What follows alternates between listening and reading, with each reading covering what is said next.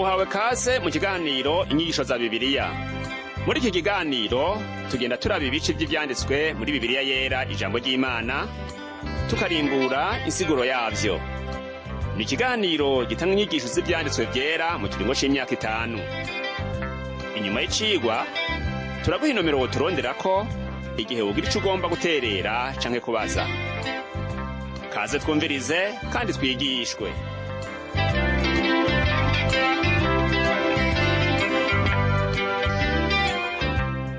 Ndaguhaye kaze nshuti nawe mugenzi mukunzi washimye kubana natwe muri kino cigwa c'inyigisho za Bibiliya usanzwe utegurirwa n'ishirahamwe Transworld Radio mu Burundi. Ndakuramukije ubuntu n'amahoro vy'umwami wacu Yesu Kristo bibane nawe. Ukaba uri kumwe na Pastor Samuel Nsabimbona sanzwe ndagushikiriza zino nyigisho.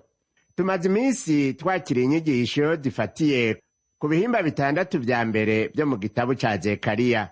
Ivyo bihimba bivugwamwo ivyo Zekariya yeretswe bijanye n'ibizoba mu gihe c'iherezo. Twibukanye bimwe bimwe mu vyo Zekariya yeretswe. Ica mbere, Zekariya yeretswe umuntu agendera kw'ifarasi y'akagajo ahagaze hagati y'ibiti vy'imihadasi vyo mu gasoko. Inyuma yiwe hari amafarasi y'utugajo n'ay'ibihogo n'ay'ibitare. Uwo nawe twarumvise ko yari umwami Yesu Kristo yariko aritegereza isi mu gihe atari bwaze kuyivukiramwo. Ikigira kabiri Zekariya yeretswe n'amahembe 4 n'abacuzi 4, kandi ngo ayo mahembe 4 niyo yasabagije abayuda, abisirayeli n'ab'i Yerusalemu. Twabonye yuko abo bacuzi nabo bazanywe no guca ivutu no gutsinda hasi ya mahembe. Insiguro y'ivyo vyose ngo n'ubwami 4 buhambaye bw'abanyamahanga, aribwo Babuloni, Ubugiriki, Ubumedi n'Ubuperesi n'Uburoma bwasabagije abantu b'Imana b'Abisirayeli.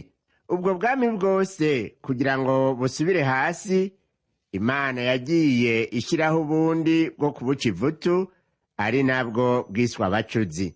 Ubugira gatatu Zekariya yeretswe yuko Yerusalemu hazosubira kubakwa mu gihe c'iherezo, aho Yesu Kristo azogarukira kuganza isi yose mu mahoro. Zekariya rero yeretswe umuntu afise mu minwe umugozi wo gupima uburinganire bwa Yerusalemu nk'ikimenyetso co kubakwa. Ico gihe Imana izokwegeranya Abisirayeli ibakure mu mahanga yose iyo bazoba barasanzariye, ibakoranirize ku mugwa wayo Yerusalemu. Imana iravuga ko ariyo yasabagije Abisirayeli mu mahanga kubera ibigabitanyo vyabo, ariko yuko itazokwigera ireka kubakunda. Ubugira kane Zekariya yeretswe Yosuwa umuherezi mukuru.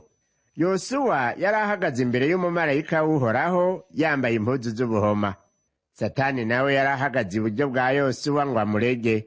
Vyumvikana yuko atarabereye guhagarara imbere y'Imana nk'umuherezi mukuru yambaye impuzu z'ubuhoma.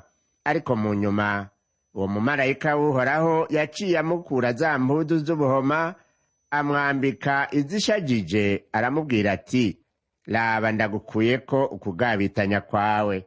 Uko niko umwami Yesu yahanaguye ibigabitanyo by'abamwizeye kugira ngo bashobore guhagarara imbere y'Imana badatsindwa.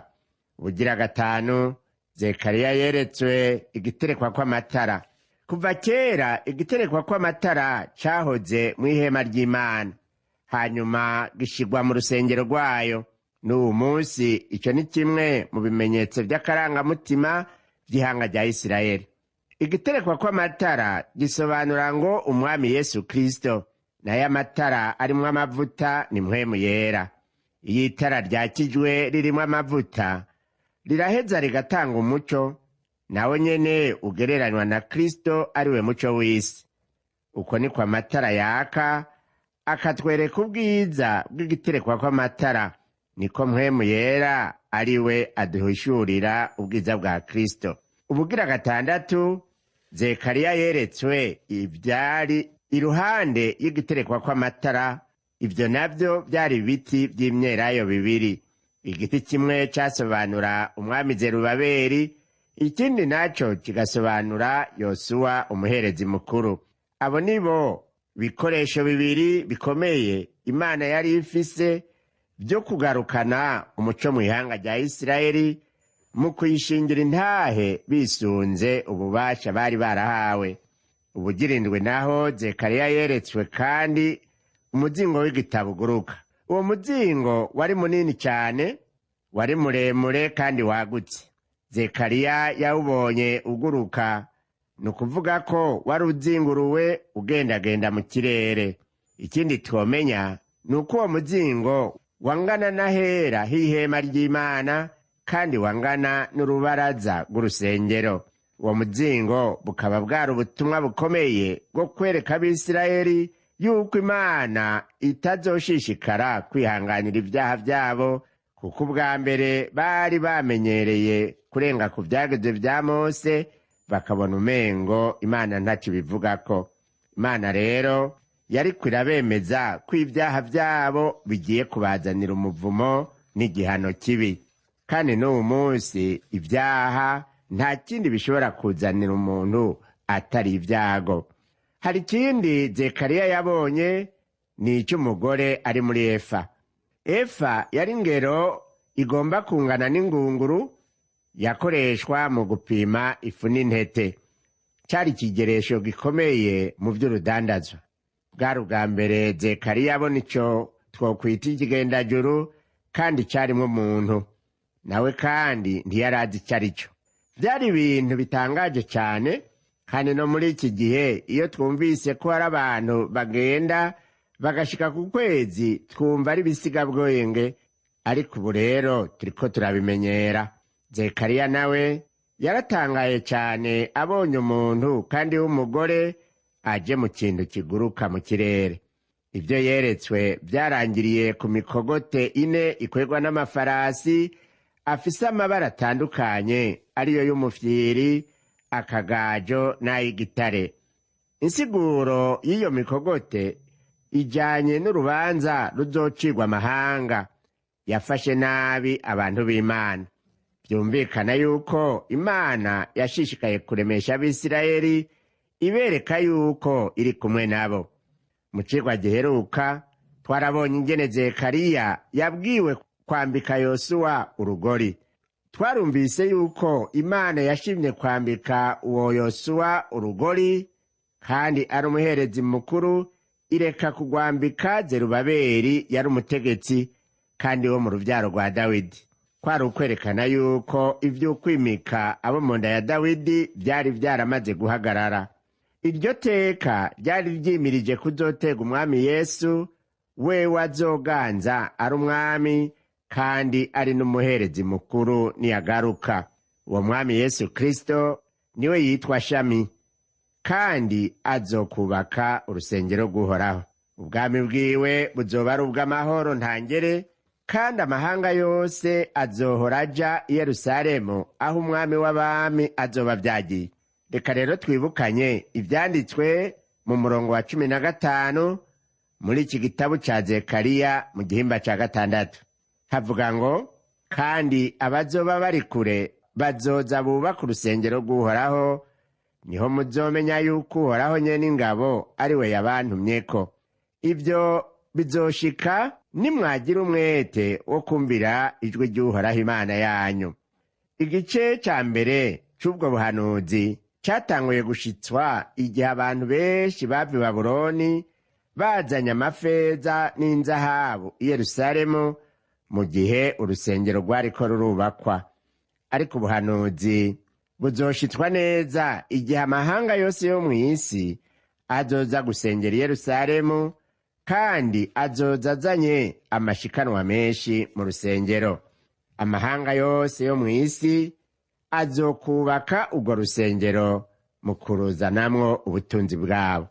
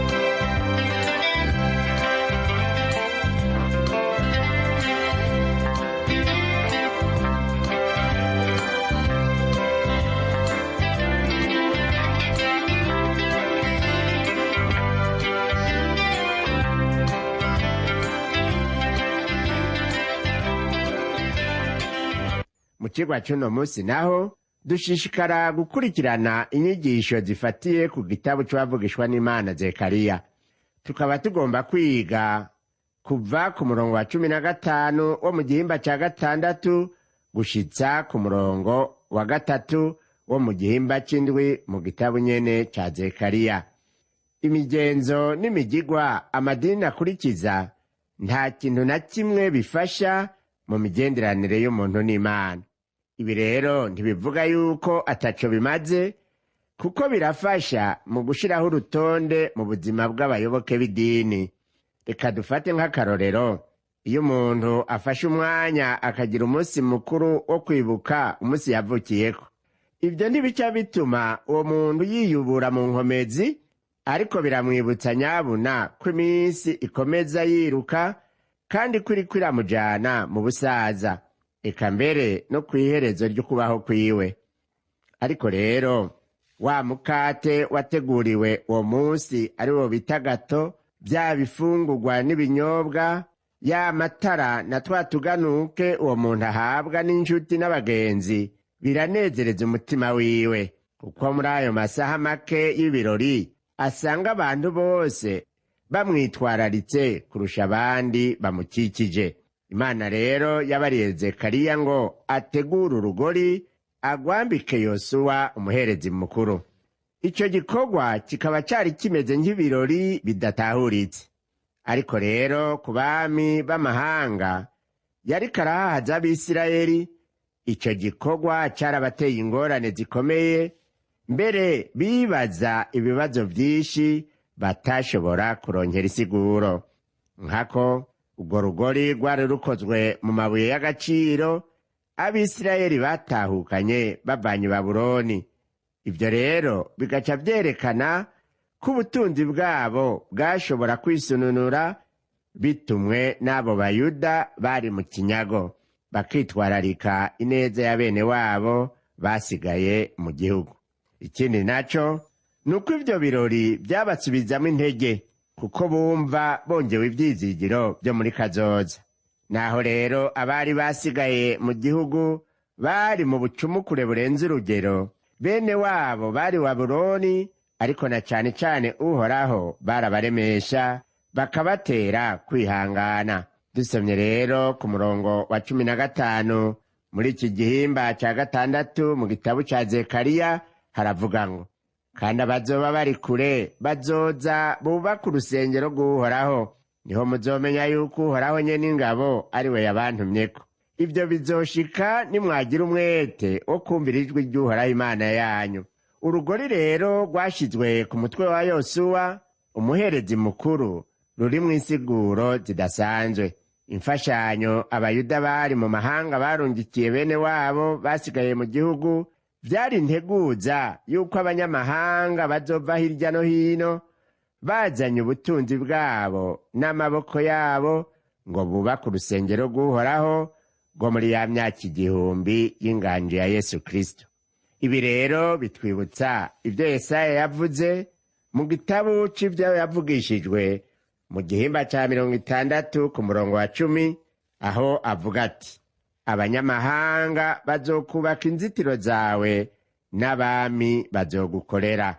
Ibirori mu bisanzwe nta na kimwe bifasha kiretse ko bikenewe mu gutunganya ibijanye n'imibereho y'abantu. Nk'akarorero, iyo umuntu ahimbaza isabukuru yo kuvuka kwiwe, twamaze kubivuga, ntibimwongera imyaka yo kubaho. Ico akwiye kwibuka ni ukumenya yuko imyaka yiwe yo kubaho iriko iragabanuka, kuko uko umwaka uhera niko umuntu asaza. Ariko rero uravye ibikorerwa muri ivyo birori, nk'uko twamaze kubibona, biramunezereza bikamuryohera, akumva yuko uwo munsi abayeho.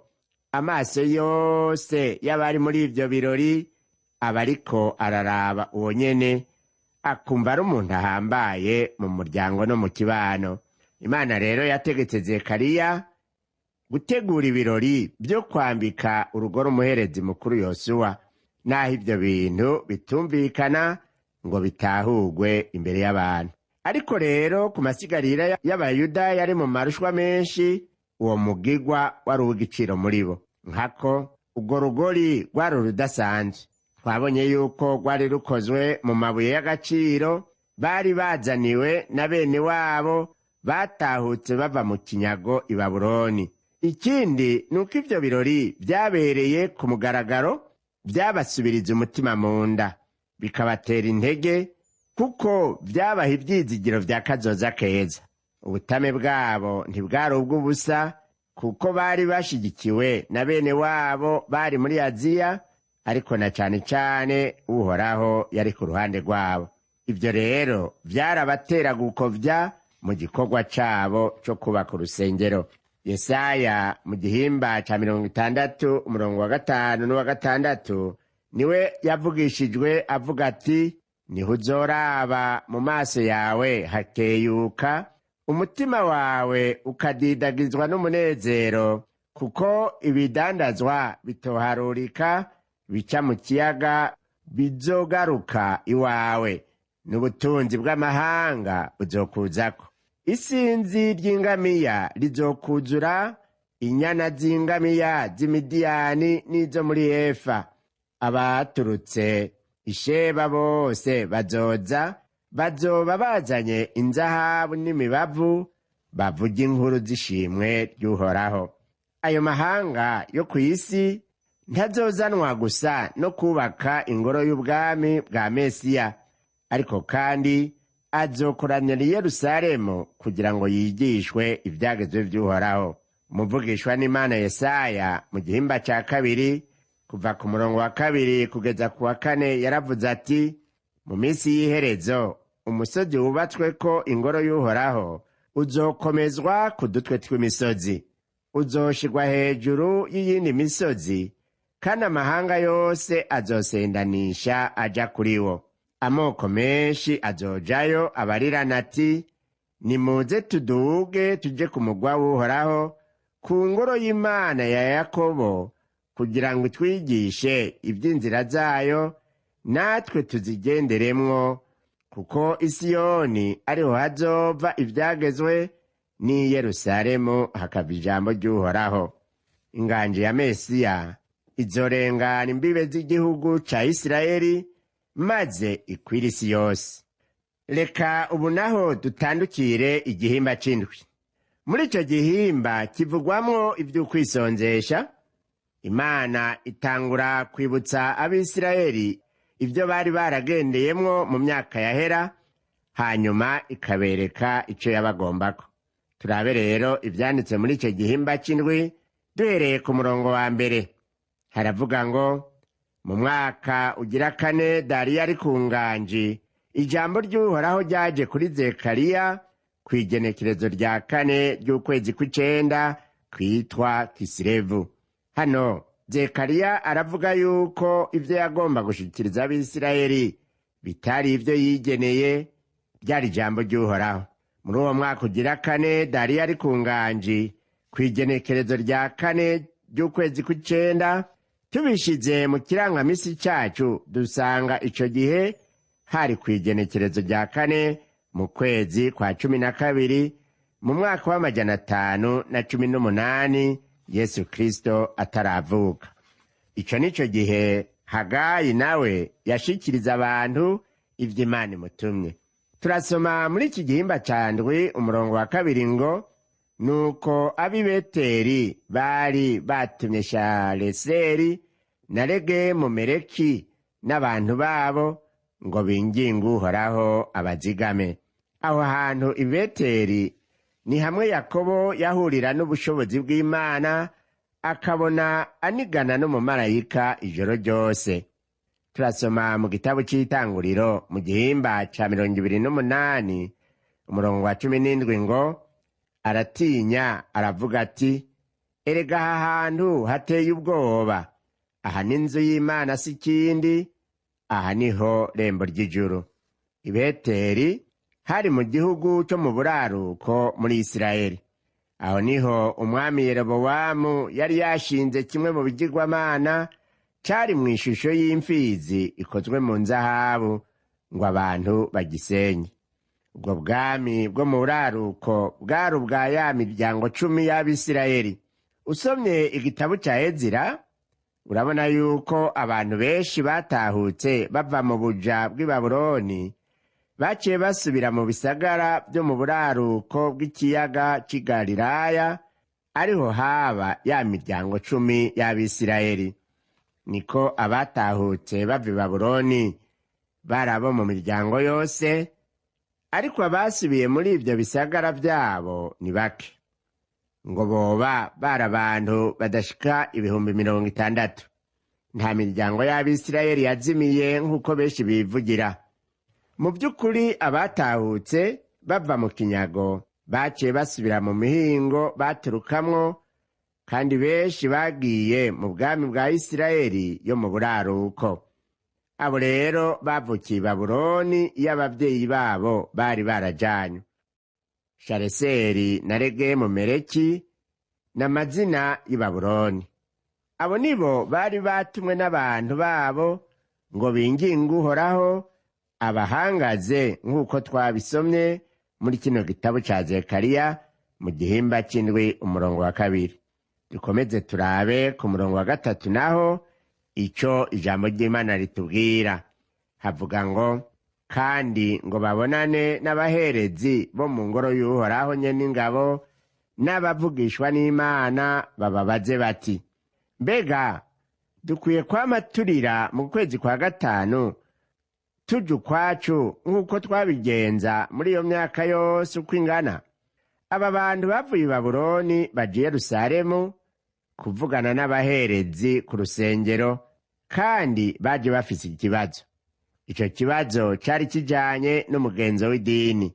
Mbega none umugenzo ni mwiza canke ni mubi? Abantu bari baratanguye kwisonzesha n'imbere yuko bajanwa n'inyagano i Babuloni, kandi niyo bari mu kinyago bagumye bisonzesha. Muri Zaburi 137 umurongo wa 1 n'uwa 2 turahasoma ngo, ku nzuzi z'i Babuloni niho twahora twicara, mbere tugaturika tukarira twibutse Siyoni. Ku biti vyaho niho twari tumanitse inanga zacu. Abo bantu bahora bicara bakarira bakabogoza, birateba bicika nk'umugenzo w'idini wo kwicara bakisonzesha barira bibuka Siyoni. Imana ntiyari bwabahe iminsi yo kwisonzesha. Imana yari yatanze iminsi mikuru 7, nayo uko kwisonzesha nivyo bari bigeneye. Bari baratoye iminsi yo kwisonzesha n'iminsi yo kwicara bakarira mu gihe bari mu kinyago. Kandi ico kinyago kimaze guhera, naho nyene bakomeje gukora uko nyene, ariko Imana ntiyabibahezagiriye. Benshi bari baramaze gutunga bakiyubakira amazu, maze bakadibama bamerewe neza cane. Mugabo baguma barira bisonzesha, hanyuma bakavuga bati, ivyo turabikora, ariko Imana ntiyaduhezagiye. Niho haca haza ca kibazo ngo, mbega umugenzo w'idini ni mubi canke ni mwiza? Ico ni kibazo gihambaye kuri twebwe uyu munsi, kuko tubona amadini agendera ku migenzo ikaze, agenda agwira hirya no hino. Abantu basigaye banka gukizwa neza, mugabo bakagwiza imigenzo. Uko abantu baja kure ya Kristo, niko barushiriza kugwiza imigenzo. Muri iyi myaka iheze, harabaye intambara mu bice bimwe bimwe by'i Buraya ijanye n'ingene abantu bo kwifata mu gusenga no mu makoraniro y'Abakristo. Ariko abantu baciye basanga bagwanira ibitagira akamaro aho kugwanira kwezwa no gutungana. N'ubu munsi usanga hariho abantu atakindi bahagararako mu kwiyumvira yuko batunganye imbere y'Imana, kiretse guhayagiza imigenzo yabo muri iki na kiriya. Imana niyo yahaye Abisirayeli idini yuzuyemwo imigenzo. Iyo migenzo barayiciyemwo, harimwo n'ukurira n'ukwisonzesha, ariko bakabona badahezagirwa, bakabona umengo ntaco bizana. Niko kwibaza bati, none twobandanya dukurikiza iyo migenzo? Mu cigwa cacu kizokurikira tuzobona ko ikibazo cy'Abisirayeli Imana yagitanze ko inyishu z'uburyo butatu icishije kuwavugishwa nayo Zekariya. Nshuti yanje, erega Imana irishura amasengesho y'abantu bayo, ariko rero inyishu yayo ntiyamiza uko abantu bayigomba. Ibyo Imana igomba nibyo byiza, nuko nawe wamuyisenga, ariko cane cane urondere kuyitunganira, ntukore ayo masengesho yawe nk'akamenyere n'umugenzo. Reka rero turangize dusenga. Mana yacu y'urukundo, ndagukengurukye cyane yuko uri Imana yihishurira abantu bawe, naho kenshi twebwe tuzimirira mu migenzo. Uragomba yuko cane cane tugiriranira ubucuti nawe tukezwa. None ndasengeye uwo muntu yakurikiye kino cigwa cuno munsi, akaba yumvise agomba kugira icyo ahinduye ngo agiriranire ubucuti bwiza nawe, areke kwibohera ku migenzo atacifasha. Umwakirire icifuzo ciwe, umukure mu banyedini barangwa n'imigenzo gusa, umushire mu bana bawe, umurongoze mpwemu wawe yera, kugira ngo amumurikire akore ibiguhesha icubahiro, hanyuma azoraga ubugingo budashira. Ndabigusavye mu izina ry'Umwami n'Umukiza wacu Yesu Kristo, amen. Ikigwa cacu cuno munsi kigarukiye ngaha, naho ubutaha Umwami wacu Yesu Kristo aguhezagire.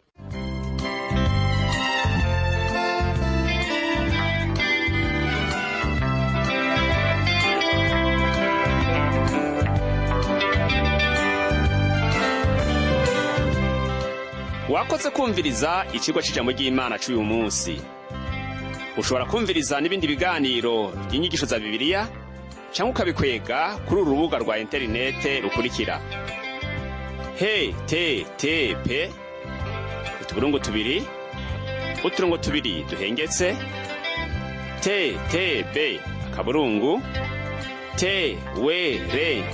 ttb://twr.org.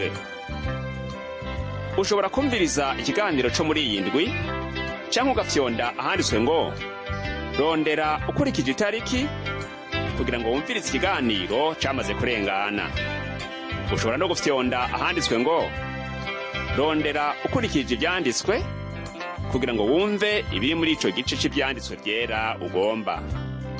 Ufise ico wunganira canke ubaza, twakure canke twandikire kuri iyi nimero ya WhatsApp ni 68 02 87 95.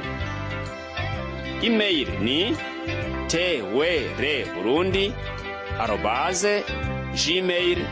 twereburundi@gmail.com. Ushobora no kutwakura kuri iyi telefone yo mu biro, inomero ni 22 24 26 57 mu masaha y'akazi. Dukorera muri Rohero ya mbere kwibarabara ryitiriwe Gerard nimero 27. Yesu aguhezagire.